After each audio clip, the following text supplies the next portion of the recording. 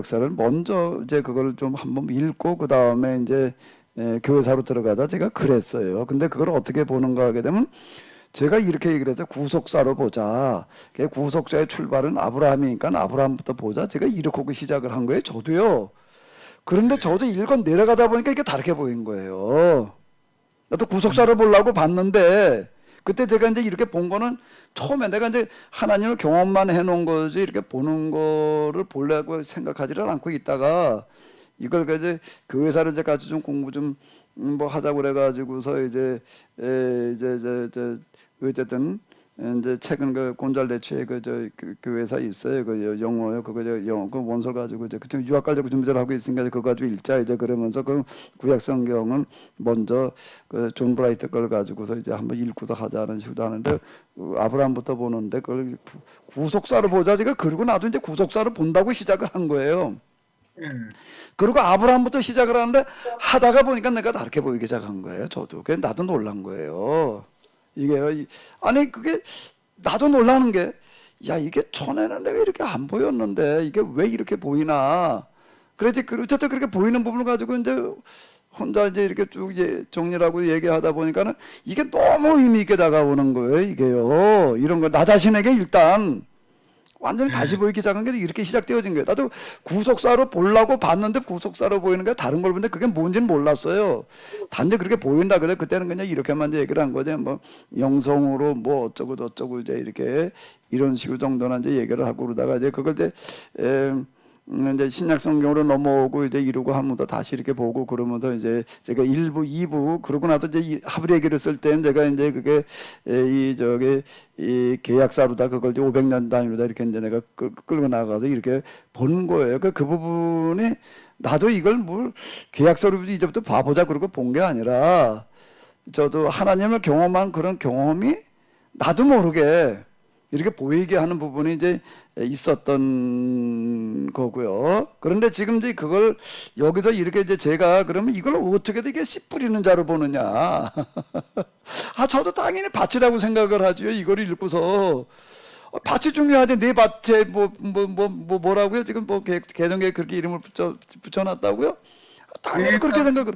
아니, 그게 맞는 얘기잖아요. 돌짝밭이 있고, 저 가시덤불 같은 밭이 있고, 거기도 그 돌짝밭은 무슨 밭이요? 뭐는 뭔 밭이요? 뭐는 못 밭이요? 그래 놨으니까 당연히 그렇게 보이지요. 당연히 거기가 보여요. 근데 문제는 뒤에는 안 보이는 거예요. 뒤에 얘기들은 보아도 보지 못하게 하고 그게 도대체 무슨 뜻입니까? 이제 이러는 거예요. 제자들이 묻는 질문 자체가 이상한 거예요. 아니 그건 뭘 몰라서 물어요. 그거를요. 아니 밭에 비료만 놓고 본다면 제자들은 물을 필요가 없는 거예요.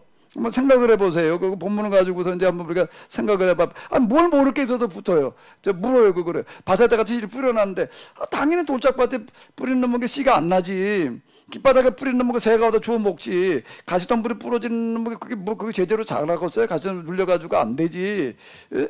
그건 그거에 물을 필요도 없는 얘기죠. 아니, 그걸 몰라가지고 물을 이유가 없는 거예요. 근데 제자들이 듣기에는 이 얘기가 단순하게 씨 뿌리는 얘기를 하는 게 아니라는 걸로 다 느끼는데 이게 도대체 무언지를 모르겠는 거예요, 이게요. 그러니까 다시 물었다는 게 도대체 이게 무슨 말씀을 하시는 겁니까? 지금?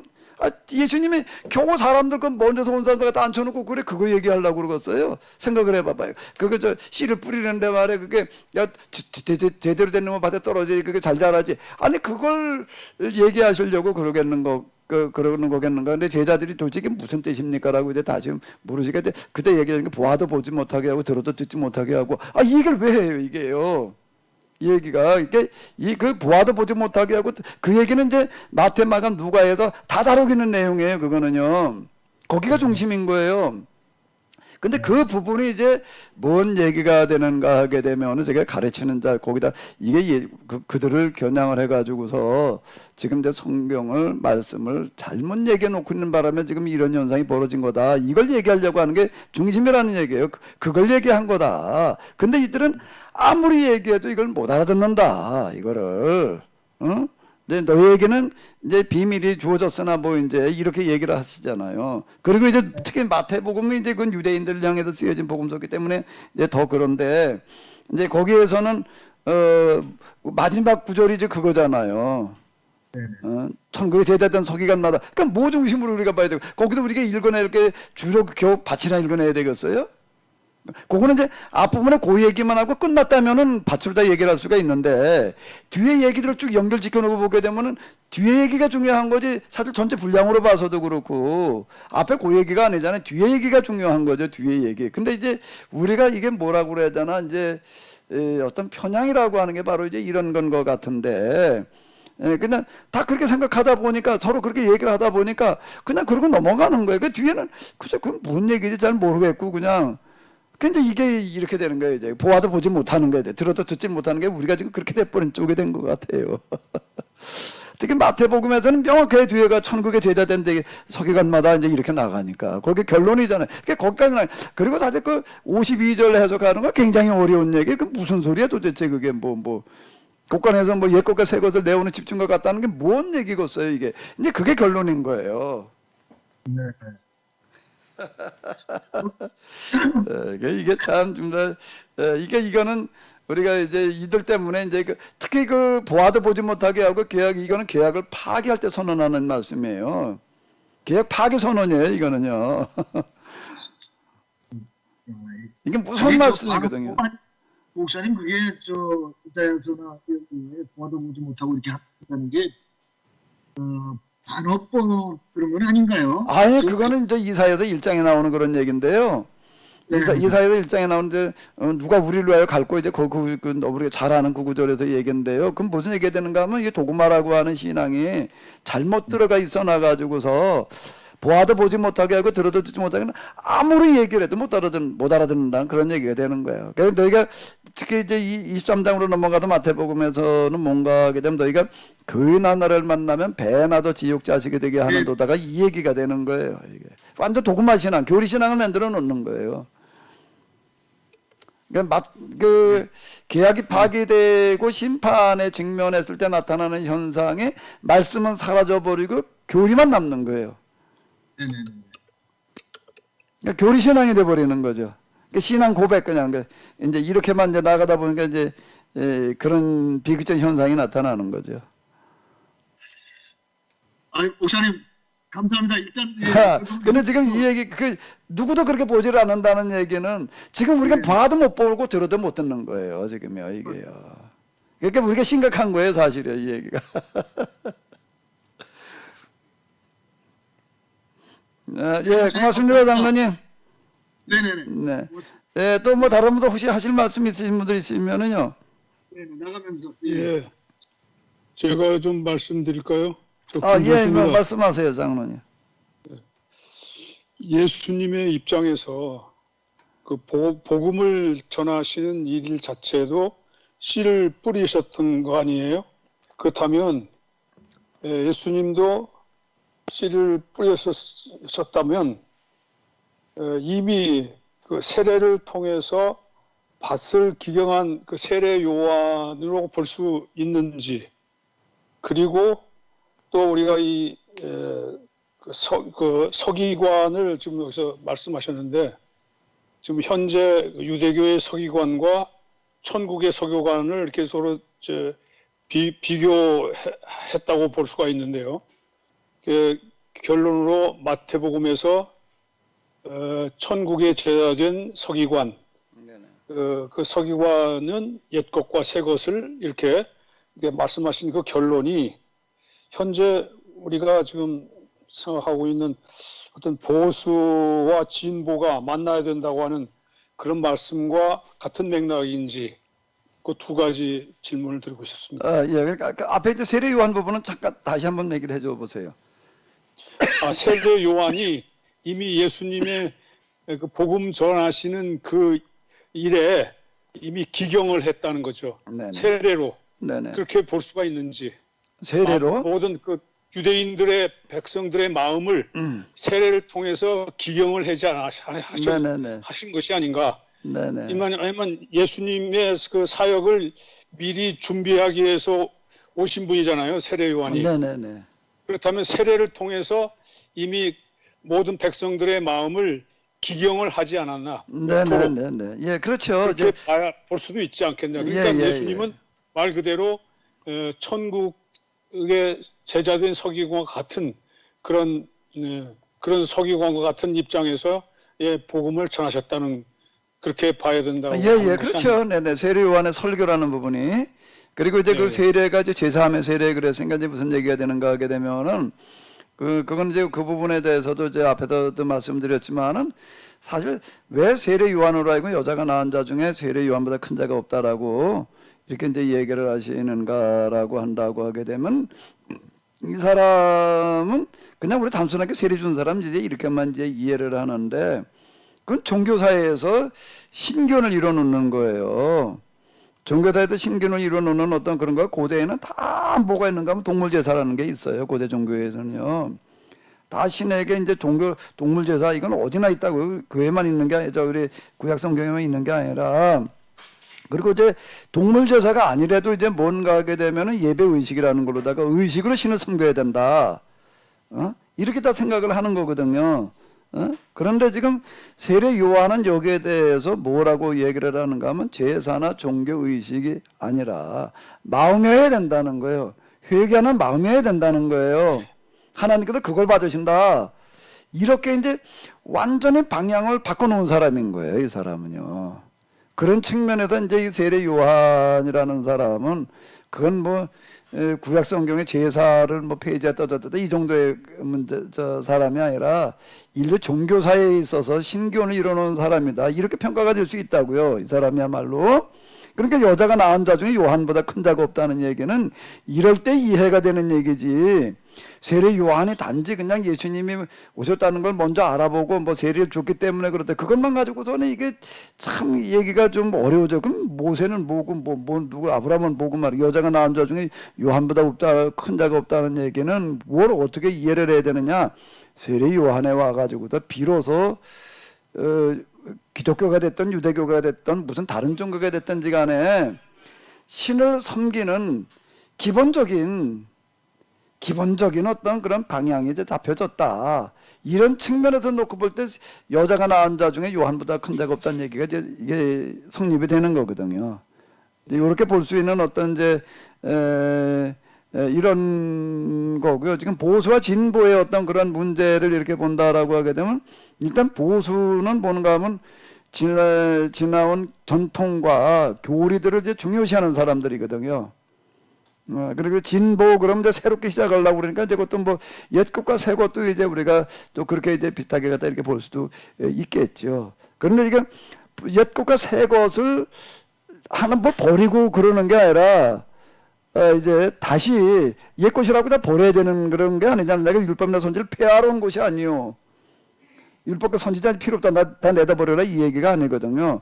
그거를 이제 다시 해석을 하는 거죠. 완전케 하는 거죠. 저거 왜 그런가 하면 그 과거의 교리라고 하는 어떤 이런 거가 그때에는 그게 없으면 안 됐던 거예요. 우리 저 이스라엘로 놓고 본다라고 해도 인간보 교리라든지 안식일 교리가 없었다라고 한다면 유대인 자체가 그거는 존립할 수가 없었던 거예요. 그럼 그때는 그게 없으면 안 됐던 거기 때문에 그거는 전혀 나쁜 게 아닌 거예요. 근데 단지 시간이 지나고 난 다음에 그걸 교리화해 가지고서 그 교리로 지키려고 하는 게 그게 문제가 됐던 거지. 그러니까 이제 그 새 것이 필요한 거예요. 그걸 이제 다시 그걸 이제 바꾸어서 그게 본래 가지고 있던 의미를 얘기해 줘야 되는 그게 필요하다. 이제 그걸 얘기해 줘야 된다. 옛 것에 이것만 그냥 무조건 이대로 지켜야 된다라고만 얘기하지 말고 안식일이라고 하는 그런 거가 헬라 문명이 이렇게 확산되어져 나갈 때는 진짜 그렇게 지켜야 됐던 거예요. 그것 때문에 유대인들이 살아남았거든요. 헬라 문명에 맞서는 게 그거 가지고 맡기고 맞섰고 이제 그랬기 때문에 그때는 그거 없으면 안 되는 거예요. 그럼 이제 그 시기가 지났으면 이제 본래 안식일법으로 돌아가야죠. 그 정신으로. 그게 안 되니까 이제 이게 문제가 됐던 거죠. 그런 부분들이. 보수는 보수대로 우리 옛 것을 지켜보자는 거는 굉장히 중요한 얘기인데 근데 거기만 머무르면 곤란한 얘기고 또 이제 진보는 잘못하면 옛 것은 다 쓸데없으니까 다 버려야 된다고 얘기를 해요. 지금 우리 진보 가운데서는 이렇게 얘기하는 분들이 많아요. 구약 성경과 구약의 하나님은 우리 기독교 하나님이 아니다. 기독교 그 경전이 아니다. 이렇게 얘기하는 사람들이 생각보다 많아요. 진보 가운데는요. 그럼 우리 기독교 하나님은 예수님이라는 거예요. 기독교의 경전은 신약성경이라는 거예요. 구약성경이 왜 필요하냐? 그럼 이게 또 이제 곤란해지는 얘기가 되는 거죠. 이렇게 되면은. 그러니까 옛 것과 새 것이 같이 들어가야지. 둘째로 선택의 문제가 아니잖아요. 이거는요. 예, 고맙습니다. 장로님. 네, 감사합니다. 네, 우리 저기 또 지금 여기 들어오셨으니까 우리 박정원 전도사님. 아, 예. 아, 우리 박정원 전도사님께 또 첨단 세계 들어오셨는데요. 한 말씀 하세요. 마이크가 꺼져 있는가 보네.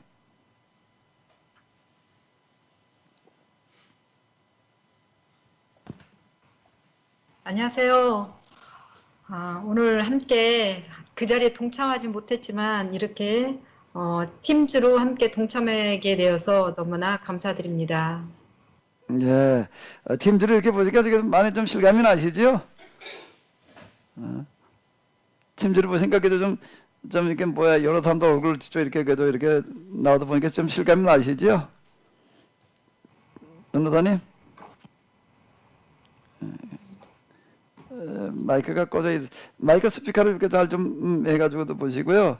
네, 어쨌든 우리 저 전도사님 이렇게 또 여기 팀제 들어오셔서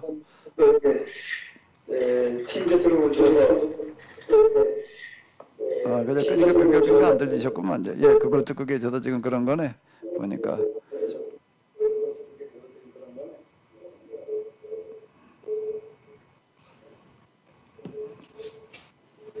예. 우리 전도사님 너무 감사드리고요.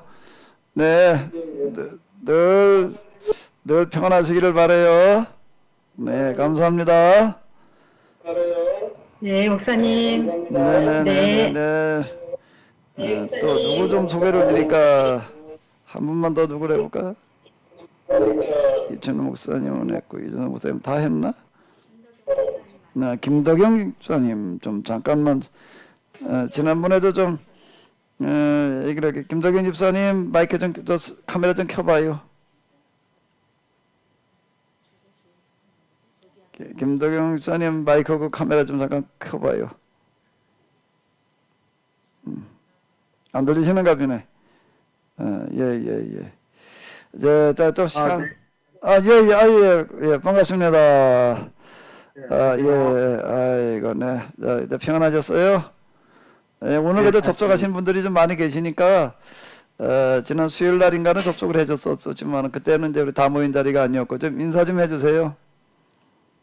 네, 안녕하세요. 저는 그 계약공동체 공부 모임에 참여하고 있는 김덕영 집사입니다. 반갑습니다. 네, 집사님, 네. 네, 고맙습니다. 이렇게 들어오셔서요. 네, 고맙습니다. 감사합니다. 그럼 또 이제 본문으로 나가 보도록 하겠습니다. 또 가야 될 길이 멀기 때문에요. 우리 장로주 장로님께서 얘기하신 대로 이 씨뿌림의 비유 이걸 밭으로 생각을 하게 되지 씨를 뿌리는 사람 입장에서 보게 되질 않는다라고 얘기를 하시는데 참 이게 맞는 얘기예요. 자, 그러면은 그 다음에 우리가 누가복음 8장 16절로부터 18절까지 우리 방송으로 들으시는 분들 이제 익숙해지시기 위해서요. 거기 요거 읽을 때는 같이 한번 좀 읽어주시면 고맙겠습니다. 그때는 마이크만 키시고 좀 같이 읽어주시면은 네 고맙겠습니다. 누구든지 등불을 켜서 그릇으로 덮거나 형상 아래 두지 아니하고 등경 위에 두나니 이는 들어가는 자들로 그 빛을 보게 하려 함이라. 숨은 것이 장차 드러나지 아니할 것이 없고 감추인 것이 장차 알려지고 나타나지 않은 것이 없느니라. 그러므로 너희가 어떻게 들을까 스스로 삭가라. 누구든지 있는 자는 받겠고 없는 자는 그 있는 줄로 아는 것까지도 빼앗기리라 하시니라. 예. 여러분들 가지고 계시는 그 이제 노트북이나 또는 이제 그 스마트폰의 성능에 따라서 그 속도가 이제 조금씩 달라지기는 하는데요. 어쨌든 우리가 서로 이게 목소리로 같이 들어가면서 먼 거리에서 이렇게 참 참여할 수 있다라고 하는 게 좀 놀랍습니다. 자, 이 부분은 이제 일단 우리가 마태복음도 그렇고 또 마가복음에도 다 나오는데 특히 마태복음하고 비교를 해보게 되면은 마태복음은 산상수훈 5장 가운데 첫 번째 설교 가운데 들어 있어요. 그래서 이 마태복음으로만 읽게 되면 이 구절을 이해하기가 참 쉽지 않습니다. 누구 좀 이렇게 저기 마이크가 켜주신 분이 있어요. 이 소리가 계속 저한테 들리는 거는요. 마이크를 켜놓으시니까 여러분들이 들으시는 그 음성에 마이크를 통해서 이걸 다시 일로 와요. 그래가지고 나타나는 현상이니까 들으시는 분 가운데에서는 이제 됐네, 이제 됐어. 자, 근데 이제 누가복음에서 보게 되면은 여기 등불이라는 게 등불 켠다는 게 뭐 하는 얘기인지가 어려운 얘기가 아니에요. 그러니까 등불을 켜서 말 아래 두지 아니하고 등경후에 두나니 그 당연한 얘기지. 당연한 얘기지. 이제 이렇게 우리가 등불을 켜가지고 누가 저걸 갖다 그걸 덮어놓을 사람이 어디 있어요? 등불을 켠 이유는 밝히려고 킨 건데 그리고 한구층에 내가 갖다 놓을 리가 없잖아요. 등경 위에 둔다는 얘기는 이제 옛날에는 그 빛이 약하니까 이제 거울 앞에다 놔가지고도 반사경을 이제 활용을 했다라고는 그런 얘기가 되는 건데, 근데 누가복음으로 보게 되면 등불 얘기가 너무 간단한 얘기가 되는 거예요. 누가복음을 보게 되면은. 이제 앞에 씨 뿌림의 비유하고 이제 연결이 되는 거죠. 착하고 좋은 마음으로 말씀을 듣고 지켜 그 인내로 결실하는 자니라라고 하는 이제 그런 거를 등불로다가 이제 이렇게 얘기하셨다라고 이렇게 이제 우리가 볼 수가 있겠습니다. 그리고 이제 누가복음에서 얘기하려고 하는 게 이제 도대체 뭐 어떤 걸 얘기하려고 하느냐, 누가가 진짜 관심 가진 그런 얘기는 뭐냐라고 얘기를 하는 것 중에 하나가 8장 19절부터가 되겠는데요. 자, 19절부터 21절 성경 읽을 때는 좀 연습이니까요. 계속 한번 해보세요. 마이크를 계속 열었다 닫았다를 하시면서 수시로 같이 읽으시겠습니다. 예수님의 어머니와 그 동생들이 왔으나 무리로 인하여 무리로 가까이 하지 인하여 못하니 어떤 이가 알리되 당신의 어머니와 동생들이 당신을 보려고 밖에 서 있나이다. 예수님께서 대답하여 이르시되 내 어머니와 내 동생들은 곧 하나님의 말씀을 듣고 행하는 이 사람들이라 하시니라. 지금 저기 이제 마태, 마가, 누가가 다 나오고 있습니다. 근데 분량으로 봐서는 이제 누가가 제일 좀 적어요. 그런데 마태나 마가에서는 그 마지막 마무리에 뭐라고 얘기를 하는가 하면 누구든지 하늘에 계신 내 아버지의 뜻대로 하는 자, 뜻대로 하는 자. 그 다음에 이제 마태복음이고 마가복음은 누구든지 하나님의 뜻대로 행하는 자. 근데 누가복음은 뭐죠? 내 어머니와 내 동생들은 누구라는 거예요? 곧 하나님의 말씀을 듣고 행하는 자. 그 말씀을 듣고라는 게 이제 이게 하나 더 들어가 있어요. 그러니까 이제 요런 부분들 요거 하나가 더 들어가 있는 거가 그냥 넘어가 버리면 별거 아닌 것처럼 느껴질 수 있지만은요. 그런데 그게 이제 누가의 그 의도가 요 말씀을 듣고 라고 하는 그 하나에 많이 담겨져 있죠. 그러니까 누가는 이런 부분들을 굉장히 중요하게 여기고 있는 거예요. 말씀을 듣고 행하는 이렇게. 그 이제 사도행전으로 넘어가 보게 되면 또 뭐라고 계속 나오고 있죠. 저희가 사도들의 가르침을 따라라고 나오는 거예요. 가르침을 따라 서로 떡을 떼며 이러고 나가는 거예요. 그러니까 이제 말씀을 듣고 행한 거예요, 그게요. 그 부분을 위해서는 지금 뭐라고 얘기를 했는가 하게 되면은 착하고 좋은 마음으로 말씀을 듣고 지키어 인내로 여기도 그 말씀을 듣고 지켜 이러고 나가잖아요. 지금 저걸 어딘가 하면 8장 12절하고 씨 뿌림의 비유가 이제 좋은 땅에 있다는 것은 착하고 좋은 마음으로 말씀을 듣고 인내로 듣고 지켜 인내로 결실하는 자. 그게 이제 이 등불로 연결되어지는 거고, 지금 여기 와가지고서도 이제 예수님의 어머니와 동생들이 이제 찾아 왔는데, 그게 뭔가 하게 되면 여기 당신의 어머니와 그 동생들이 왔습니다. 그랬더니 뭐라고 얘기를 하시는가? 누가 내 어머니고 누가 내 동생이냐? 곧 하나님의 말씀을 듣고 행하는, 이걸 이제 누가는 굉장히 중요하게 본 거예요. 그러니까 교회 나가 보니까 이 설교가 세상에 그런 설교가 없는 거예요. 어디에도 그런 게 없었다는 얘기가 되는 거고, 그는 그래도 나름대로 그래도 좀 식견이 있는 그런 사람이었는데, 그리고 또 듣는 교인들은 어떤가 하면 듣고 그걸 어떻게 하는 사람들인가 하면 실천하는 사람들이었다는 거예요. 그게 너무 인상적이었다. 그래서 그 듣고 행하는 말씀을 듣고 행하는, 이제 이 얘기가 많이 나오는 거죠. 누가복음에는 말씀을 듣고 행하는, 그냥 뜻대로 행하는 자. 대나 마가는 그러고 넘어간 거예요. 근데 뜻대로 행한다는 거가, 하나님 뜻대로 행한다는 게 뭘 어떻게 하는 거예요? 참 이건 어려운 거라고요. 사실 생각해봐요. 우리가 하나님 뜻대로 하는 게 뭘 어떻게 하는 거예요? 예? 오늘 또 이명 집사님 오셔가지고 그냥 아주 너무 오늘 수고를 많이 하셨는데, 이명 집사님 말씀을 하나님 뜻대로 행한다. 하나님 뜻이 뭐예요? 하나님 뜻대로 한다는 게 뭘까? 그게 막연한 거예요, 이게요. 참 어려운 얘기예요. 근데 누가복음으로 넘어가게 되면 지금 설교를 듣는 걸 말하는 거예요. 그걸 말씀을 들었다는 거예요. 그리고 들은 설교대로 뭘 하는 거예요? 실천하는 걸 말하는, 그런 교회도 이걸 보는 거예요. 거기에 여러 가지 이제 어려움이 올 수가 있는데, 그걸 인내로 그 결실을 맺는 자니라, 이렇게 나아가는 거예요. 이게 이제 누가가 얘기하려고 하는 그런 중요한 부분들은 여기에 들어있는 거죠. 사도행전을 가가지고 그걸 이제 다시 반복하는데 뭐라고 그런다고? 저희가 사도들의 가르침을 따라 떡을 떼며 이렇게 나가는 거예요.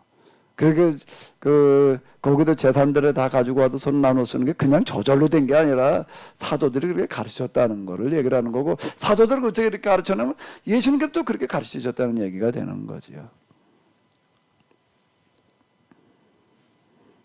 이런 부분들이 이제 뭐가 되는가 하게 되면은 이제 누가가 얘기하려고 하는 부분들. 그러니까 누가복음을 읽어 내려갈 때는 같은 내용이라도 같은 내용 속에서 누가는 도대체 뭘 얘기하려고 그러는가? 이건 뭐 다 아는 얘기 이러고 넘어가 버리면요, 그건 뭐 더 할 게 없다고 생각되니까 다 알지. 내가 십부름의 비유를 몰라. 내가 그건 예수님께서 뭐 이제 어머니와 동생이 찾아왔더니 뭐라고 그러셨는지 그걸 몰라. 그건 뭐 다 아는 얘기지. 그건 근데 그 이야기를 통해서 누가는 왜 그렇게 그 말을 하는가? 이제 이 부분이 이제 우리가 이제 중요한 부분이 이렇게 되겠어요. 그게 누가복음 읽어야 될 이유는 여기에 있는 거죠. 그 다음에 스토리가 조금 깁니다. 그 다음에 스토리가 조금 긴데 22절부터 25절까지를 먼저 우리가 보시도록 하겠습니다. 가능하시면은 성경 읽을 때 좀 같이 읽어주시면은 고맙겠습니다. 하루는 제자들과 함께 배에 오르사 그들에게 이르시되 호수 저편으로 건너가지 하시매, 이에 떠나 행선할 때 예수님께서 잠이 드셨더니 마침 광풍이 호수로 내리침에 배에 물이 가득하게 되어 위태한지라. 제자들이 나와 깨워 이르되 주여 주여 우리가 죽겠나이다. 근데 예수님께서 잠을 깨사 바람과 물결을 꾸짖으시니 이에 그쳐 잔잔하여 지더라. 제자들에게 이르시되 너희 믿음이 어디 있느냐 하시니 그들이 두려워하고 놀랍게 여겨 서로 말하되 그가 누구이기에 바람과 물을 명함에 순종하는가 하더라. 바람과 물을 명함에 순종하는가 하더라. 네, 고맙습니다. 이 본문을 이렇게 이제 보게 되면은 첫 도입 부분이 이제 조금 이렇게 다른데요. 여기 이제 요거를 이해하려고 한다라고 하게 되면 먼저 이제 이게 어디까지 거슬러 올라가서 다시 출발을 해보는가 하게 되면은 예수님께서 십부름의 비유를 말씀을 하시는데, 이제 마태복음에서는 그날 예수님께서 집에서 나가다 바닷가에 앉으시면 큰 무리가 그에게 모여들거늘 이렇게 시작을 하고 있습니다. 예수님 배에 올라가 앉으시고 온 무리는 해변에 서 있었다. 그 다음에 이제 마가복음도 비슷하게 이야기를 하고 있어요. 근데 이제 누가복음으로 보게 되면 또 누가복음에서 이렇게 얘기를 하고 있습니다. 각 동네 사람들이 예수님께로 나와 큰 무리를 이루니 이렇게 얘기를 하고 있었는데 그게 이제 바닷가였다. 이제 주로 제가 앞에서도 계속 말씀드린 대로 예수는 주변에 최소한 수천 수만의 사람들이 모여드는데 이 사람들한테 뭘 어떻게 할 방법이 없으니까 이제 해변에 그 지형, 지물 그리고 해풍을 이용해서 말씀하셨다라고 하는 거예요. 자, 지금도 누가 이제 그 마이크를 안 끄신 분이 있어요. 그거 끝나시면 꼭 저 껐다 켰다를 계속 잘 해주셔야 되겠습니다. 그래도 삑삑거리지를 않아요. 이제 큰 무리가 모여가지고 예수님께서 해변에서 지금 이제 하루 종일 이제 얘기를 하신 거니까 씨뿌림의 비유가 조금 얘기하다가 만 게 아니라는 거를 우리가 어디서 알 수가 있는가 하면 그거는 어디서 알 수가 있죠. 지금 여기 이렇게 보게 되면은 지금 우리가 읽은 본문에 마가복음에서는 뭐라고 얘기를 하고 있어요. 그날 저물 때가 지금 이걸 얘기를 하는 거예요. 그러니까 요걸 이제 우리가 같이 볼 필요가 있는 거예요. 그래서 상황이 이제 이렇게 좀 머릿속에 이제 그려집니다. 해변에서 사람들 그냥 아침부터 하루 종일 예수님 말씀 이제 들었다라고 하는 거가 되는 거고요. 근데 이제 자기를 에워싸는 걸 보시고 마태복음만 읽으면은 이게 감이 잘 안 잡혀요. 또 누가복음은 하루는 그러는 거예요. 그 하루 언제예요? 이게 이제 이렇게 되는 거죠. 근데 마가복음을 보게 되면 또 정확해집니다. 어느 날인가 뭐 그날 저물 때예요. 그날이 언젠가 하게 되면 해변에서 지금 씨뿌림의 비유를 말씀하신 바로 그날이고 그날 이제 또 예수님의 어머니와 동생들이 찾아왔다는 그런 얘기가 되는 거고 이제 저물어 갈 때를 얘기를 하는 거예요. 이제 자 그런 얘기가 되는 건데 근데 예수님께서 뭐라고 얘기를 하시는가 하면 22절에 보게 되면은 제자들과 함께 배우러다 그들에게 이르되 호수 저편으로 가자. 그렇게 얘기를 하셨어요. 그러면 뭐라고 얘기를 하셨다고요? 예수님께서? 호수? 그러면 일단 뭘 좀 생각하면서 읽으셔야 되나? 호수 저편에 왜 가실까? 그리고 지금 보세요. 예수는 주변에 사람들이 어마어마하게 많아요. 어마어마하게 많아요. 근데 그러고 하루 종일 그들에게 말씀하시고 이제 또 시간대가 어느 시간대라고요? 저물 때야 또. 저물 때, 그러니까 우리 이제 해 넘어갈 때쯤 아마 이제 이쯤 되잖아. 저물 때니까 저녁 무렵도 아니고 저물 때 일어났으니까 이제 어쨌든 이제 그날 이제 저물어갈 그와 같은 그 시점인데 바다 건너로 가자 그러셨다는 거예요. 그럼 바다 건너를 왜 가셨을까 이렇게 생각하면서 한번 우리가 읽어 내려가 보자고요. 바다 건너로 왜 가셨을까요?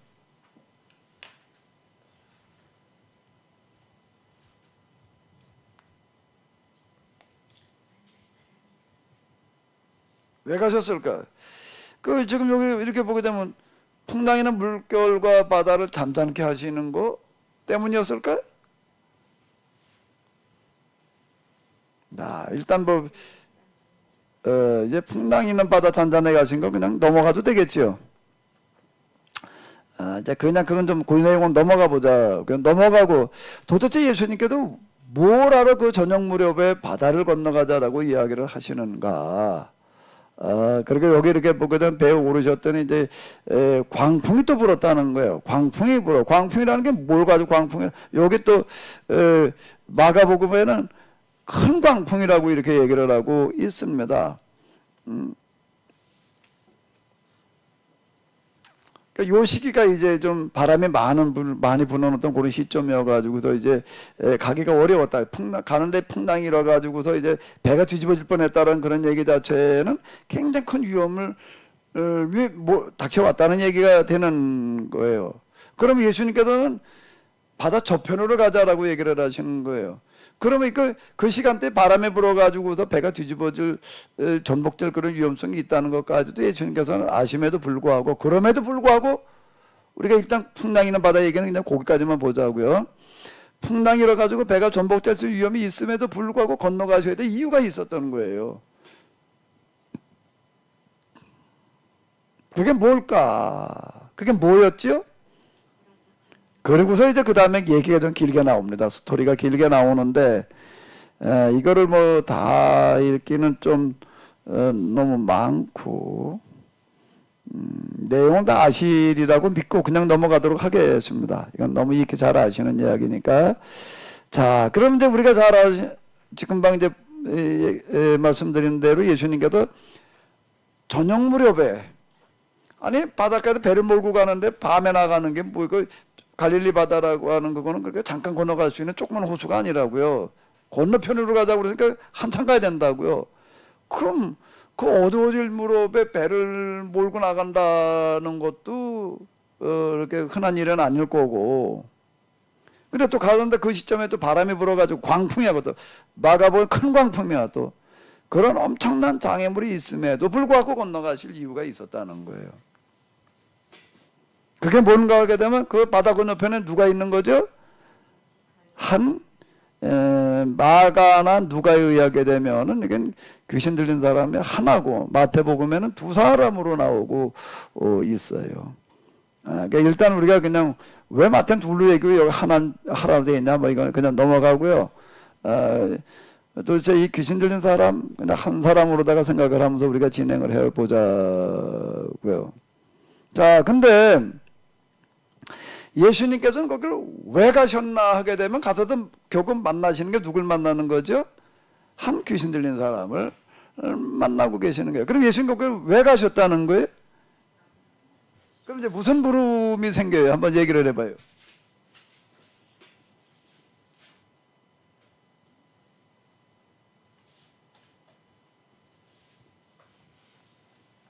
예? 무슨 부름이 생기시죠?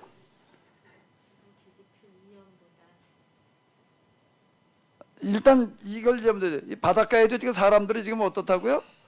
어마어마하게 많아요. 많아요. 그리고 시간은 저녁 때야. 그리고 바다는 지금 광풍이 불어가지고도 건너갈 수 있는 상황이 지금 아니야.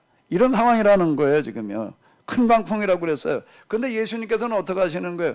저편으로 가자. 그럼 이제 여기 우리가 이렇게 보게 되면은 두 부류의 사람을 만날 수가 있는데 많은 사람들이 예수님 계신 곳을 찾아오는 사람이 있는 거예요. 그런데 이제 간혹 예수님께서 그 다음에 또 뭐 하시는 사람이 있는가 하게 되면 찾아가시는 사람이 있다는 거예요. 이 사람은 누구예요? 예수님께서 찾아가시는 거예요, 지금. 그 도대체 얼마나 대단한 사람이길래 이렇게 찾아가시나? 수많은 사람 놔두고 풍랑이 일고 있는데도 불구하고 이 사람이 그만큼 중요했다는 거예요. 이 사람 뭐가 그렇게 중요하죠? 왜 중요할까 이 사람이요? 자, 이제 우리가 이렇게 한번 물었고 들어가 보자고요. 뭐가 그렇게 중요해가지고 예수님은 도대체 그 많은 사람을 포기하고 이 한 사람을 찾아서 엄청난 위험을 무릅쓰고 그것도 저녁에 저녁이라는 얘기는 왜 그런가 하면 더 이상 이제 이건 나 내일 가면 되지 이게 아니라는 거예요. 지금 가지 않을 수 없는 그런 어떤 절박한 뭔가가 있으셨다는 거예요. 그게 뭘까요? 이게 뭐였을까요? 박 목사님. 내가 졸지 않게 해드릴게. 이거 뭐 왜 그런지를 한번 얘기를 해봐. 뭐가 그렇게 중요해 이 사람이? 들었던 것 같은데 그 사람의 그 고통의 무게 그것이 갈 수밖에 예수님으로 하여금 갈 수밖에 하지 않았을까? 난 아무리 봐도 박 목사님 시각장애자 같지를 않아. 뭐 무게를 가지고 내가 지금 여기다 저울을 갖다 놨더니 이걸 딱 보고 무게를 얘기를 해. 이거 보고 얘기한 것 같아 지금. 자, 아무리 봐도 가짜 시각장애자 같은데 정부한테 뭐 타먹으려고 그러고 있는 거 아니야 지금? 자, 지금 이제 팀즈를 보시는 분들은 아마 이제 이게 좀 잘 보이실지 모르겠는데요. 저도 아직 지금 저게 노트북 카메라만 가지고 지금 사용을 하기 때문에 약간 아마 제 모습이 자연스럽지를 않을 거예요. 제가 이제 한 다음 주쯤에 가게 되면은 제가 이제 이렇게 이거 저 카메라를 이제 새로 외부 카메라를 통해서 잘 해보려고 그러는데요. 이걸 가지고 비춰주겠다고? 그래 봐봐. 저쪽으로 와 그럼. 우리 여기 또 카메라맨이 또 잘 비춰주겠대요. 한번 기대해 보겠습니다. 가만히 잠깐만. 찬미가 어디 있지? 찬미께 어디 들어와 있어? 찬미 말을 여기 있구나. 여기 있구나. 자, 지금 이제 여기 카메라맨이 지금 비치고 있는 건데요. 이게 뭔가 하게 되면은 제가 이제 이거 세미나를 뭐 이렇게 하려고 하다가 보니까는요, 이 성경의 내용을 설명한다는 게 이해를 시킨다는 게 굉장히 어려워요. 그래가지고 제가 이따금 좀 이렇게 이제 도구를 만듭니다. 도구를 만드는 게 지금 이제 바로 이제 이런 저울이에요. 몇 가지 제가 만들어 놓은 게 있는데 이게 그 중에 하나가 되겠는데, 이제 제가 이렇게 이제 이야기를 합니다. 영성의 원리, 영적인 세계의 원리나 물적인 세계의 원리는 다르지가 않다. 제가 이렇게 얘기를 이제 자주 해요. 근데 하나님 세계를, 영성의 세계를 경험하고 나서 보니까 경험하기 전에는 전혀 이게 같은 원리가 지배한다는 생각이 안 들어요. 영성의 세계와 물질의 세계가 어떻게 같으냐. 그건 보이지 않는 세계인데 그냥 뭐가 거기는 신비한, 특별한, 이제 이렇게 생각이 되는 거예요. 근데 직접 경험해 보고 나니까 그것도 부분만 경험하고 말았더라면은 거긴 진짜 어마어마한 신비의 세계. 그리고 끝났을 텐데 저 나름대로 그래도 좀 뭐 이 영성의 세계, 저 영성의 과정을 한번 이렇게 거치고 났더니 이 물질의 세계와 영성의 세계는 같은 원리가 지배하는구나. 그러나 같은 하나님이시기 때문에 그렇다. 이제 이게 단순하더라고요. 그럼 이제 영적인 원리도 바로 물질의 원리를 가지고 설명할 수 있다. 그래서 그걸 제가 많이 사용하는 게 이제 물을 가지고 이제 제가 많이 좀 얘기를 하고 그러는데 그 중에 하나가 제가 이제 이 중력을 가지고 얘기를 합니다. 중력을 우리가 몸으로 느끼는 건 뭔가 무게예요. 무게라는 건 중력 때문에 있는 거거든요. 여기 이제 이게 그거를 하기 위해서 제가 이제 만들어 놓은 이게 저울입니다. 이게 이제 양팔 저울인데요. 양팔 저울인데 이게 뭐 아주 완벽하지는 않지만 그래도 이제 우리가 이제 필요한 것들은 좀 이렇게 이걸 아주 가늠을 해볼 수가 있는데, 자, 요거 지금 이제 보이시나 모르겠네. 여기 비춰봐봐. 요거. 이게 뭔가 하게 되면 낫도 조그만 거, 못도 그냥 저 실핀 정도 되는 거 해가지고 아마 이건 개수를 시게 되면은 엄청나게 많습니다. 이게 여러 개수예요. 이 개수가 여러 개를 갖다가 놓은 무게가 있어요. 그런가 하면 반대편에는 뭐가 있냐면은 이런 거 하나가 있어요. 이거요. 이게 찌니까 확 기울어지잖아요. 이게 하나가 있어요. 자, 이거 하나가 있는데 이건 숫자로 봐서는 이쪽에 놓인 거는 이렇게 어마어마하게 많습니다. 이거 개수로 봐서는 이건 뭐 그냥 엄청 많아요. 이제. 근데 여기 이제 달랑 하나예요. 근데 이렇게 보게 되면 어떤가 하게 되면 무게는 제가 이제 이걸 맞춰놨어요. 이거를요. 맞춰놨는데, 자, 이 물질의 세계에서는 어떻게 되었는가? 저울에는 무거운 쪽에 내려가게 되어져 있는 거예요. 무거운 쪽으로 기울어지게 되어져 있다고요. 무거운 쪽이 기울어져요. 그럼 무거운 쪽이 기울어지면은 만약에 여기다 물을 갖다 놨다고 한다면 물이 어느 쪽으로 흘러갈까요? 무거운 쪽으로 갈까요? 가벼운 쪽으로 갈까요? 기울어진 쪽으로 갈 수밖에 없잖아요. 그러니까 이제 하나님 은혜는 물과 같다. 하나님은 이렇게 이제 설명을 할 수가 있는 건데, 물질의 세계를 가지고도 그 얘기를 할 수가 있는 건데, 그러니까 예수님께서 지금 바닷가에 있는 수많은 사람들이 있는 거예요. 그들도 거기까지 올 때에는 먼 길 온 사람들이에요. 먼 길 온 사람들이고 정말 다 하나같이 예수님이 필요해서 온 사람들이에요. 갈급한 사람들이 거기 병 고침 받기 위해서 온 사람도 있고 뭐 여러 가지, 아마 주로 병자들이 좀 많이 왔으리라고 이렇게 보여지는데, 어디 가서도 고칠 길이 없어서 이제 여기까지 예수 찾아온 사람들 수없이 많아. 한 사람 한 사람 보게 되면 다 사연이 있고 다 갈급한 사람들이에요. 그런데 그 많은 사람들 예수님께는 그냥 놔뒀다는 거예요.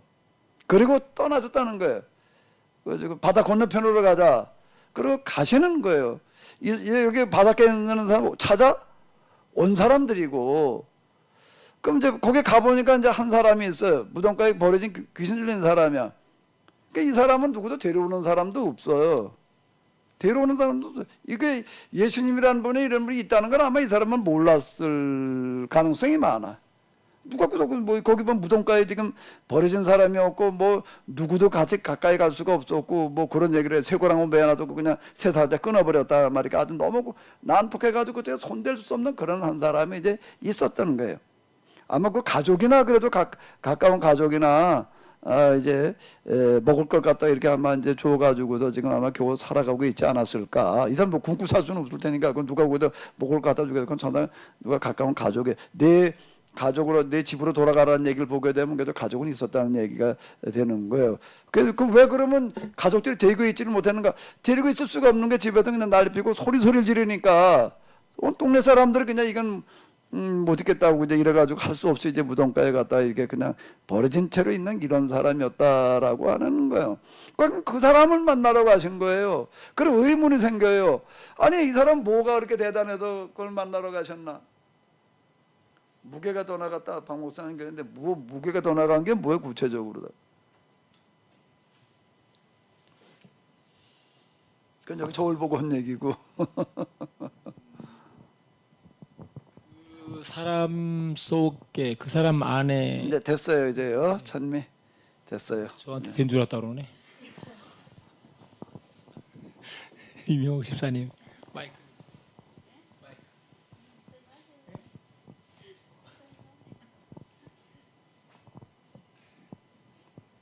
뭐가 이 사람이 이렇게 중요한 사람이었을까? 뭐가? 뭐 때문에? 자 이제 다시 우리가 본문으로 가서 이제 이렇게 보자고 이런 생각을 가지고 우리가 한번 들어가 보자고요.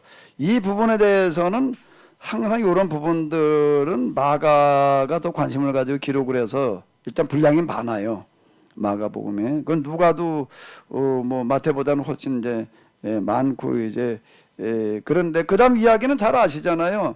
이 사람을 고쳐놨더니 근데 고칠 때 또 어떻게 고쳤는가 하면 그냥 고치는 게 아니라 또 귀신들이 뭐라 그러는 거예요? 군대 귀신이 들렸는데 귀신들이 무적행을 보내지 말고 어디로 보내달라고 그러는 거예요? 돼지 떼운대로 보내달라. 그래 돼지 떼운대로 보냈더니 돼지가 몇 마리가 빠져 죽었다고요? 마태복음은 많은이에요. 마태나 누가는 많은 돼지 떼라고만 나오는데 마가복음은 이런 게 관심이 많아요. 그래가지고 그냥 덮어놓고 많으면 얼만큼이 많은 거야. 뭐 10마리도 많고 20마리도 많고 뭐 많은 그러면은 이게 감이 안 잡히겠는 거예요. 그래서 마가복음은 뭐라고 얘기를 해놨죠? 그 부분에 대해서요. 거의 2,000마리나 되는이라고 나오고 있는 거예요. 그죠? 이게 마가복음은 그러죠?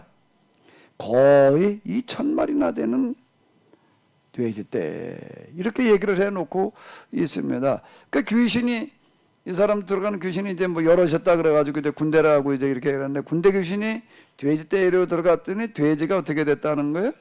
2,000마리가 다이빙을 한 거야. 돼지한테 귀신이 들어가니 돼지가 정신이 나가지고 무슨 뭐 수영을 하겠다고 바다로 뛰어 들어가도 다 빠져 죽어버리고 말았다고요. 이게 그때는 본 사람들이 그냥 다 놀래가지고 도망갔다는 거예요. 다 도망갔다고 나와 있어요. 여기 보게 되면은요, 도망갔대. 이거 돼지떼를 치던 사람이 도망을 가가지고 주인한테 가가지고 다 얘기를 한 거예요. 그때 또 그냥 기겁을 해가지고 그 동네 돼지떼 2,000마리가 죽었으니까 이게 보통 심각한 얘기가 아니잖아요. 이스라엘이 무슨 돼지를 키웠냐 이렇게 생각해요. 여긴 이스라엘이 아니라 데가볼리 지역이에요. 지역이 달라요. 여기는 이방 지역인 거예요. 여기는요. 이스라엘 경내가 아니다라고 하는 겁니다. 바다 저편인 거예요. 바다 갈릴리 바다 반대편이기 때문에 거기 이제 데가볼리 데가폴리스라고 하는 거 10개 이제 도시 이제 마을 이런 건데 이제 그거는 새로 개발된 그런 지역들이 이렇게 되겠는 거예요.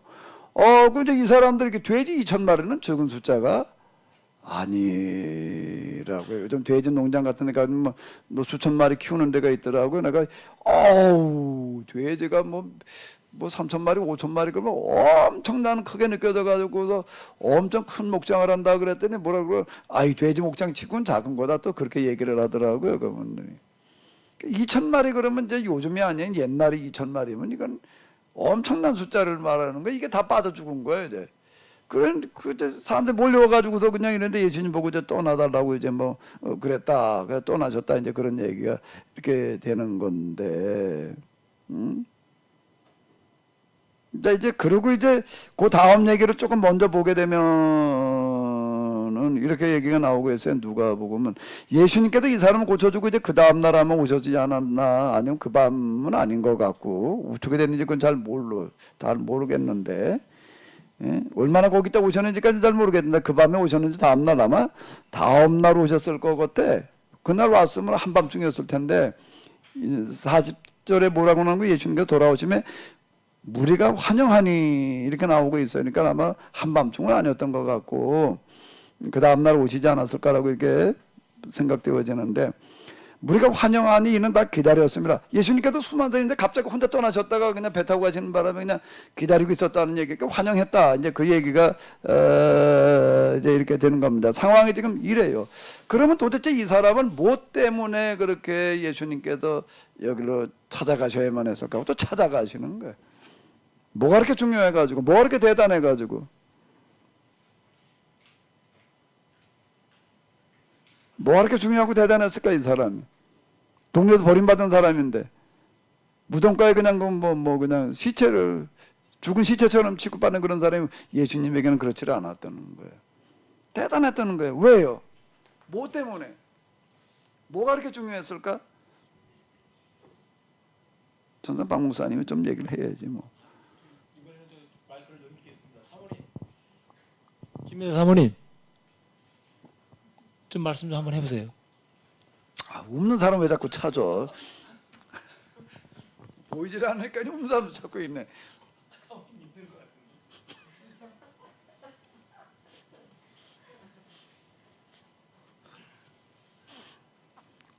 이게 참 어려워요. 그리고 이제 이제 의문이 많아요.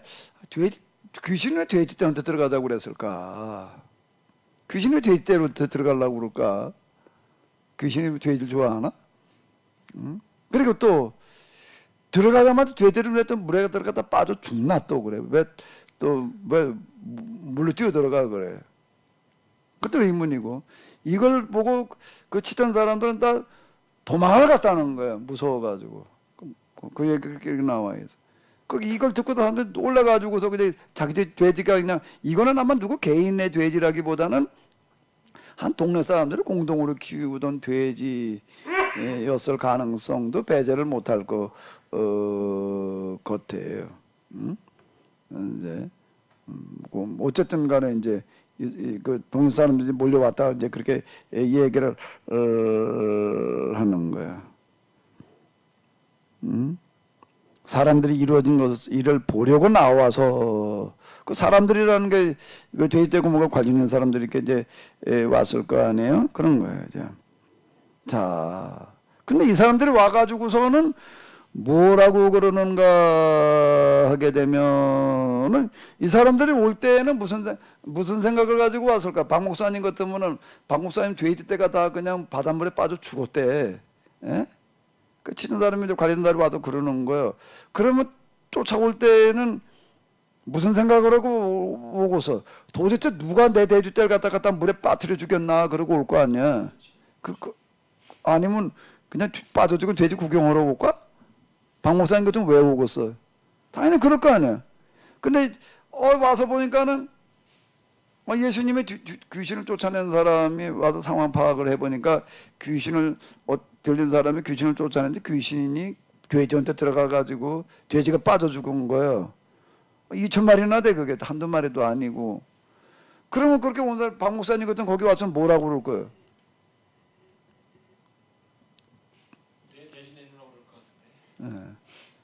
그렇죠. 당연히 그 말을 해야 될 거 아니에요. 왜 거기 보니까 예수님께도 돼지에 들어가도록 허락했다는 거예요. 귀신이 알아서 들어간 게 아니야 이거는. 그죠? 기록에 의하면 그런 거죠. 귀신이 허락받아가지고 들어갔다고 그냥 혼자 간 게 아니야. 돼지떼에 들어가도록 요청을 하는 거예요. 귀신들이. 그래서 들어가도록 허락을 하시는 거예요. 그럼 예수님에게도 돼지떼에 대한 책임이 있어요 없어요? 있지. 그러면 이 사람들이 와가지고 그 상황 파악을 하고 나서 보니까 그런 거예요.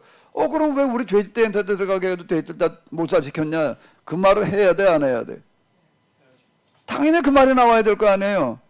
그 설명은 없어요. 근데 여기 지금 보니까는 사람들 근데 와가지고도 누구를 봤나 하면은 예수님한테 아마 항의하려고 예수님한테 오질 않아. 돼지떼고 좀 빠져준 게 어떤 거 상황 보고도 보니까 바다에 그냥 온통 그냥 아주 돼지를 꽉 찼을 것 같아요. 2,000마리나 되니까는. 그리고 이제 도대체 이게 무슨 일이 벌어졌나고 예수님한테 와 보니까는 와서는 뭐라고 그랬는가 하게 되면은 그게 두려워했대. 아니 왜 두려워해? 뭘 두려워해야 돼 지금요?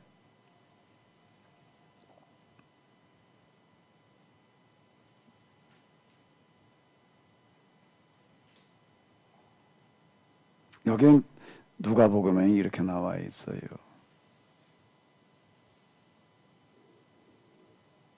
누가복음에 있는 건 뭔가 하면 귀신 나간 사람이 이제 마태복음도 그렇고 마가복음도 그렇고 한데요. 귀신 나간 사람이 옷을 입고 정신이 온전하여 예수님의 발치에 앉아 있는 것을 보고 두려워했다는 거예요. 딴 걸 두려워한 게 아닌 거예요. 이게 두려워해야 될 일일까? 신기하다 그러면 몰라도 아니 왜 두려워해?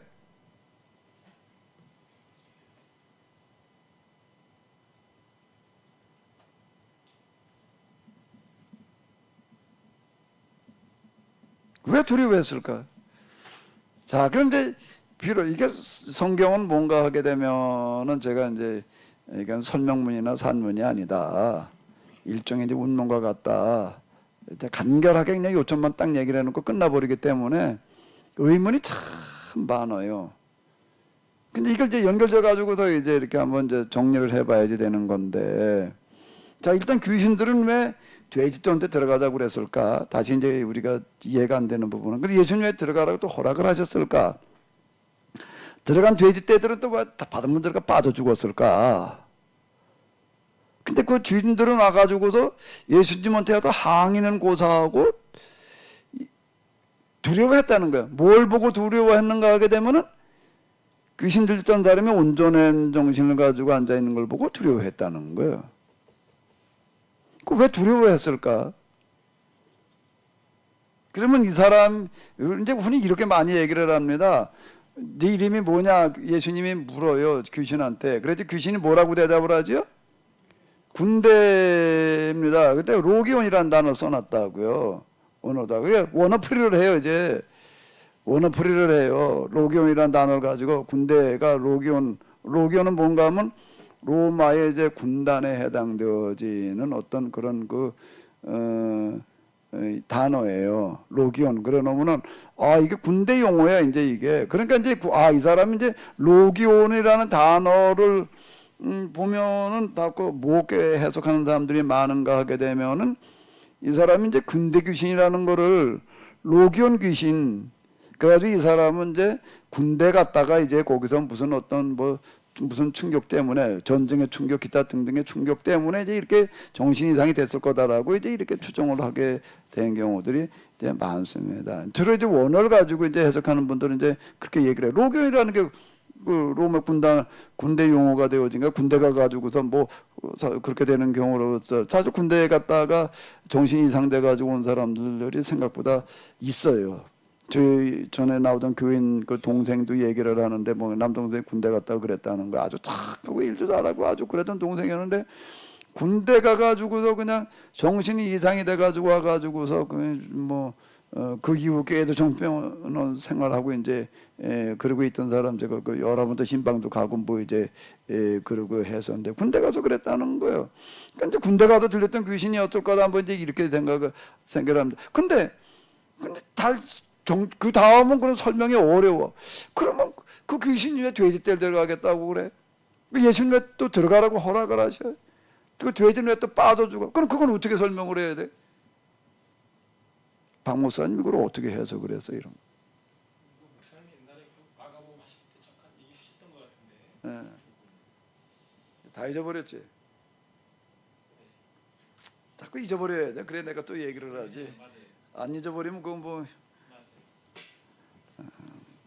이제 그저 처음 들으시는 분들이 계시고 하니까 조금 더 우리가 생각을 해본다면 이제 성경 읽을 때 이제 우리가 좀 이걸 생각하면서 읽어야 된다. 이제 그걸 제가 얘기하시느라고 얘기를 드리려고 좀 그러는 거거든요. 그럼 이건 뭔가 하면 군대 귀신과 돼지떼에 들어가는 거, 그게 빠져주는 거, 주인들이 와가지고서 뭐라고 변상은 고사하고 두려움도 떠나달라고 요청을 해 간구했다는 거야. 그것도 이건 떠나가라고 명령과 욱박질을 했다는 얘기도 간구했대. 제발 떠나달라고 이렇게 얘기를 했다. 꼼짝 못하는 거예요. 여기에 뭔가 함수관계가 있다는 거예요. 그렇게 봐야 되지 않을까? 이거에 대해서 무슨 이렇게 해석해야 된다는 그런 하나의 기준이 있는 거는 아니겠지만 우리가 이렇게 한번 이제 추정해서 정리해 보는 거예요. 그리고 이제 제가 이렇게 해석에 들어가는 거 자꾸 이렇게 해석하려고 그러는 이유는 뭔가 하게 되면은 이거를 가지고 이제 성서 해석을 할 때 역사 비평으로 한다라고 하게 되면은요, 뭘 묻는가 하게 되면은요, 역사 비평으로 묻는다면은 주로 이제 역사 비평에서는 성경에 쓰여지는 그 과정이 어떻게 쓰여졌겠느냐, 이제 이걸 주로 이제 문제 삼고 들어가는 건데, 주로 이렇게 풍랑이는 바다가 나옵니다. 예수님께 한 말씀 하셨다는 이게 전전해졌다는 거예요. 그 다음에 여기 또 이제 귀신이 나와요. 이제 귀신 들린 사람이 나와요. 예수님께 한 말씀 하시고 귀신이 나갔어요. 귀신이 나갔을 뿐만 아니라 또 귀신이 돼지떼에 들어가가지고도 또 2,000마리나 또 죽는 돼지떼가 이제 빠져 죽었어요. 그러면 이제 역사 비평에서는 주로 뭘 묻는가 하게 되면은 이게 진짜 역사적인 사실이었을까 이렇게 묻고 들어가는 거예요. 풍랑이는 바다가 아니 한 말씀 한다고 그게 잔잔해질 수 있는 거냐? 이렇게 물을 때는 그건 도무지 불가능한 얘기가 있을 수 없는 얘기야. 그럼 그건 뭔 얘기냐? 이건 역사 비평이라는 얘기는 그 진짜 그 역사적인 과정을 이제 묻고 들어가니까 그게 진짜 있었던 일이냐 아니냐 이렇게 묻고 들어가는 거예요. 근데 그건 말이 안 돼요. 왜? 그런 일이라는 건 어디서 못 보니까 누가 풍랑 있는 바다에다 말 한마디 해가지고 누가 잔잔하게 그 태풍일 때 뭐 가가지고도 바다에서 가서 잔잔해라 그러면 그냥 잔잔해질 수 있나? 그건 없는 얘기야. 그건 그 이후에 그런 일이 재현된다고 하게 되면 몰라도 그건 어디 그런 얘기 들어본 적이 없으니까 이건 있었던 일이 아니야. 그럼 뭔 얘기야? 지어낸 얘기야. 이렇게 나가는 거예요. 그건 역사 비평에서는 그렇게 얘기를 하는 겁니다. 그 왜 그렇게 지어냈느냐? 또 그걸 묻는 거예요, 이제. 그 왜 그렇게 지어냈겠느냐 말이야. 그런 얘기는 뭐하러 지어냈느냐. 이제 이렇게 묻고 들어가 보는 거예요. 그러면서 그 다음 얘기가 뭔가 하면은, 이제 그걸 이제 편집 비평이라는 거고, 이제 그 뒤에 이제 비평으로 들어가는 거야. 이거는 말이야. 마가가 마태가 누가가 당시 예수님은 사람들의 이야기를 할 때에 신앙을 가지게 하기 위해서 예수님께 좀 특별한 분이야. 풍랑도 한마디 하게 되면 그냥 잔잔해지게 하시는 분이고, 그렇게 광판 귀신 들린 사람도 한 말씀 하시게 되면은 그냥 귀신이 쫓겨나가는 거고, 이런 놀라운 분이야라는 거를 사람들로 하여금 신앙의 힘을 가지게 하기 위해서 지어낸 얘기다. 이렇게 말을 합니다. 역사 비평은 주로 그런 작업을 했어요. 그건 이제 어쨌든 그런 식인데, 그 역사 비평에 물론 보수 쪽에서는 이거 전적으로 거부하고 이제 역사적인 사실이다. 있을 때 있었던 일이다. 어떻게 그 가능하냐? 그건 뭐 하나님이니까 가능하지. 뭐 이제 이렇게 얘기하고 끝나는 겁니다. 그게 역사 비평에서 주로 이제 진보 보수는 그거 가지고 싸우는 거예요. 그러다가 이제는 할 만큼 하다가 보니까 이제 뭐 맨날 그렇게는 할 수는 없고, 이제 해봐야 또 결론도 안 나고. 또 결론이 어떻게 나? 그게 그 진짜인지 사실인지 한쪽에는 그건 지어낸 얘기라고 그러고 한쪽이 진짜라고 그러고, 아니 그걸 어떻게 결론이 나냐고. 서로 지 말이 옳다 그러다 끝나는 얘기니까 더 할 말도 없고 이제 끝났어요. 그렇게 역사 비평은 이제 더 이상 우리가 해봐야 이거 답이 없다. 그럼 이제 뭘 해야 되느냐? 그러면 이제 지금 도대체 쓰여진 게 이게 진짜 이게 있었던 일이냐 아니냐? 그건 이제 역사 비평에서 물었던 일이고, 현재 우리에게 주어져 있는 성경은 도대체 뭘 얘기하려고 하느냐라는 걸 이제 묻고 들어가는 데다가 이제 관심을 가지는 거를 문학 비평이라고 그럽니다. 문학 비평. 그러니까 문학 비평은 이것도 하나의 이제 그 스토리, 한 덩어리의 스토리를 다 보고 그 해석을 하는 데다 초점을 맞추는 거예요. 그 해석 그러면 어떻게 하느냐? 이건 문학이기 때문에 문학을 할 때에는 쓰는 사람도 그렇고 있는 사람도 그렇고 뭐가 필요한가 하면 많은 상상력을 필요로 하는 거예요. 많은 상상력이 필요하기 때문에 상상력을 기초로 해가지고서 이제 이거를 풀어나가야지 되는 건데, 쓸 때도 그렇고, 그러니까 이 성경이야말로 이거는 이제 이걸 문학 비평으로 들어가려고 한다라고 하게 되면은 뭐가 필요한가 하게 되면은 그 정황에 대해서 구체적으로다가 재현시켜 나갈 수 있는 문학적인 상상력이 필요한 거예요. 그러니까 여긴 또 다양하게 나타나요. 이제 이래가지고 이게 다 그건 자기 자유야. 이제 재량껏 다 하는데, 저는 이제 그거에 대해서 이제 제가 영성적인 측면에서 이제 이걸 접근해 들어가 본다. 하나님의 기사한 경험을 기초로 해가지고 이제 이렇게 얘기를 하는 건데요. 자, 그럼 이제 여기에는 뭔가 하게 되면은 이거는 이렇게 상상력을 가지고서 이렇게 해결해 나가는 거가 이제 뭔가 하면 문학 비평이고 요즘 이제 성경을 해석하는 하나는 큰 트렌드예요. 큰 흐름이 지금 그렇게 와 있다고. 그러니까 이렇게 묻고 들어갈 필요가 있는 거예요. 자, 그럼 이제 다시 정리를 해보자고요. 그러니까 이건 뭔가 하면 지금 이렇게 해석하는 건 무슨 비평에 해당되어진다고요? 문학 비평 가운데 해당되어지니까 이렇게 묻고 들어가서 여기에도 이제 중요한 의도를 그렇다고 이거는 완전 그냥 픽션으로만 끌고 나갈 그런 문학 비평, 문학적인 해석은 아니고 사실에 기초해 가지고서 본래 이게 뭘 얘기하는 거였겠느냐라고 하는 것도 우리가 재구성해 놓은 쪽으로 저는 그런 쪽으로 이렇게 나가보는 어떤 이런 거고 이제 진보 쪽에서는 그냥 완전히 그냥 문학 작품만 보고 그냥 이렇게 나가는 어떤 그런 또 이제 해석들을 하고 이제 그런데 저는 어쨌든 이제 이런 쪽으로 이렇게 나가는 어떤 이런 거예요. 그런 정황으로 놓고 본다면은 이 귀신 들린 사람과 그 돼지떼와는 그리고 돼지떼 주인과는 어떤 함수 관계가 있는 거예요. 그러니까 사람들이 이 귀신 들던 사람이 온전해져 가지고 앉아 있는 걸 보고 두려워했다는 거예요. 그 왜 두려워해야 될까?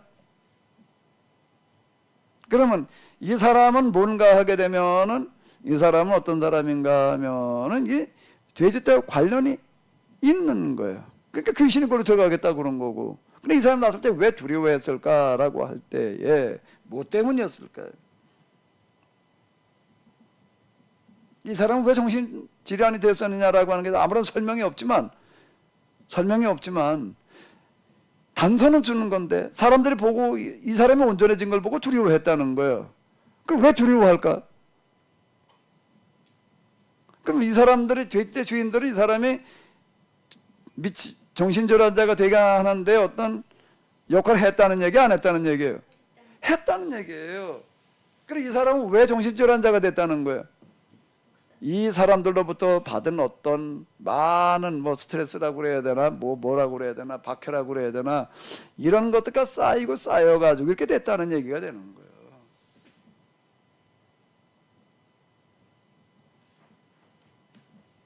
근데 이 사람이 이제 미쳐가지고 그러고 하니까 그냥 그걸로 끝난 얘기였는데 근데 이 사람이 온전해졌으니까 이제 어떻게 된 거예요 이제 이 사람이 이제는 이쪽에 미쳐가지고 어떻게 해볼 수가 없었는데 이 사람이 소리 질렀다는 거예요. 여기 보게 되면 이런 얘기가 나와요. 소리 질렀다는 거예요. 산에 밤낮 무덤 사이에서나 산에서나 늘 소리 지르며 이러고 나와요. 그러니까 사람들이 이걸 밤에도 소리를 지르니 이거 동네에 살 수가 없는 거예요 이게. 제가 아파트 단지 여기 언제 한번 보니까는요. 어떤 사람이 어디를 갔나 봐. 갔는데 개는 두고 갔는가 봐. 이놈의 개가 짖는데요. 낮에는 별소리 안 나게 밤에 짖으니까는요. 이야, 아니 그 소리가 그렇게 클 수가 있나? 밤밤에는요. 소리가 똑같은 게 아니더라고요. 개가 그냥 이게 밤새도록 집안에서 이게 짖으니까는 이게 보통 시끄러운 게 아니고 거기 그냥 아주 쩌렁 하는 거야. 개가 그렇게 짖으니까 이제 그 다음에는 개만 짖는 게 아니야. 또 그 다음에 뭐가 짖을까? 사람이 짖어와 가지고서는 좀 잠 좀 잡시다. 좀 조용히 해요. 저 경비 뭐 하는 거야? 그러니까 경비가 또 가보니까 문은 잠겼지 사람은 없지 어디다 소방서 어쩌고 저쩌고 하는 거 같아. 너도 나도 나와가지고 한마디씩 하니까 이제 개소리가 문제가 아니라 그 다음에 사람 소리가 문제가 돼가지고 밤새도록 그런 적이 있어요. 밤낮 소리 지르는데 이놈을 어떻게 해볼 수가 없는 거야. 소리를 지르니까 또 이제 개소리 정도가 아니었던 것 같아. 그러니까 이제 무덤가에 내다 이제 혼자 떠들어라가 밤이나 낮이나 이렇게 떠들었다라 산에서 무덤 사이에서나 산에서나 왜 소리를 왜 질러요? 왜 소리를 질렀을까? 미쳤으니까. 미쳤다고 다 소리 지르나? 미친 사람 다 소리 지르는 건 아니에요. 왜 소리를 질러요? 뭘 하더니 너무 억울하다는 거야. 난 너무 억울하다. 이 표현이었다는 얘기야. 이제 이거 추정이 그렇게 되는 거예요. 뭐가 억울했느냐? 그건 잘 몰라. 그건 잘 모르는데 돼지떼와 뭔 상관이 있다는 거야. 돼지떼와 뭔 상관이 있고 그리고 이 사람이 미치게 하는 그런 중요한 가해자 역할을 한 사람은 누구였다는 얘기예요. 누구 때문에 뭐 때문에 억울했다는 거예요? 돼지 때 여기 온 사람들한테 억울했다. 그러니까 이 사람들 와도 보고서는 이게 이제 곤란해진 일이 생긴 거니까 두려워했다는 얘기는 이런 얘기가 되는 걸 거고. 근데 예수님한테 왜 떠나달라고 그러나? 자, 그러면 이제 우리가 다시 한번 정리를 해봐요. 이 사람의 산에, 무덤에서는 산에서 밤낮을 부르짖는 소리가 누구한테 들려왔을까? 예수님에게 들려온 거. 어디? 저 바다 건너편까지. 그게 어떻게 들려갈까? 귀로 들려오는 게 아니라 예수님은 그 소리가 마음으로 들려오는 거예요.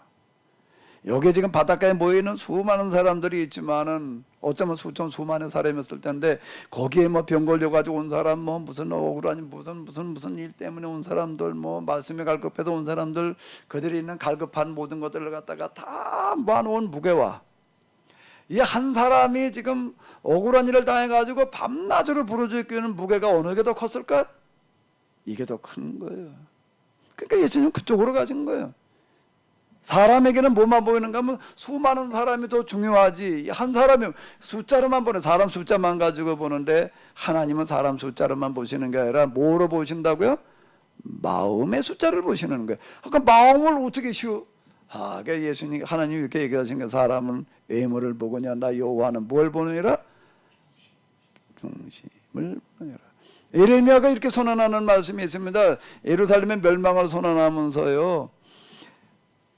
예루살렘 거리를 돌아다녀 봐라. 거기에 의인 한 사람을 만나면은 내가 용서해 주겠다. 그럼 우리가 이해가 안 돼. 나도 이게 이해가 안 됐던 거예요.